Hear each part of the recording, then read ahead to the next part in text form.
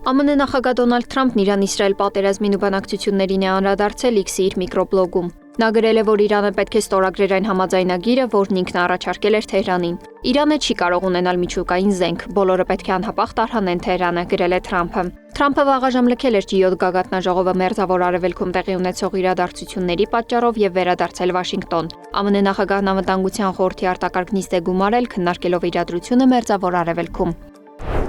Թուրքիայի նախագահ Ռեջեփ Թայիպ Էրդողանը հեռախոսով զրուցել է Ռուսաստանի նախագահ Վլադիմիր Պուտինի հետ։ Հեռախոսազրույցի ընթացքում նախագահները քննարկել են Իսրայել-Իրան առճակատումը, տարածաշրջանային ու գլոբալ հարցերը։ Էրդողանը հայտնել է, որ Իսրայելի հարձակումն Իրանի վրա վտանգել է ամբողջ տարածաշրջանի անվտանգությունը։ Նա նաև նշել է, որ Իսրայելի վարչապետ Բենյամին Նեթանյահուի կառավարության դիրքորոշումն ակնհայտ սպառնալիք է ներկայացնում միջազգային համակարգի համար, եւ տարածաշրջանը չի կարող հանդուրժել նոր պատերազմ։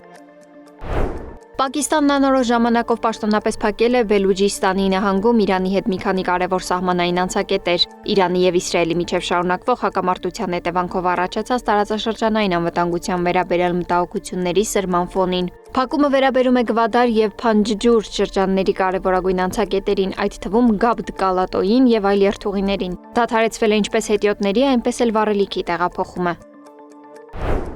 Գազայում 56 պաղեստինցի է սպանվել մարդասիրական հիմնադրամի կետերում օգնություն ստանալու ժամանակ։ Միջազգային կառույցները այս դեպքը որակել են որպես մարդկային կոտորած, քննադատելով Իսրայելի նմանատիպ դրսևորումը եւ Գազայի բնակչությանը հումանիտար ճգնաժամի հասցնելը։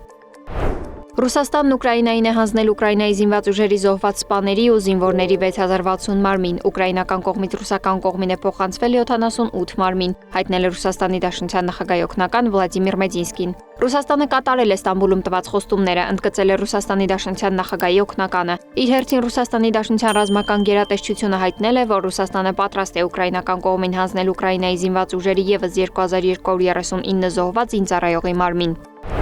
Իրանում մահապատժի են ենթարկել 3 մարդու, որոնք Իրանում լրտեսությամբ են զբաղվել Իսրայելի օգտին։ Նրանք պարգևատրման դիմաց զգալի տեղեկություն են փոխանցել Իրանի մասին, նաև կապ են պահպանել իսրայելական հետախուզության 2 սպայի հետ։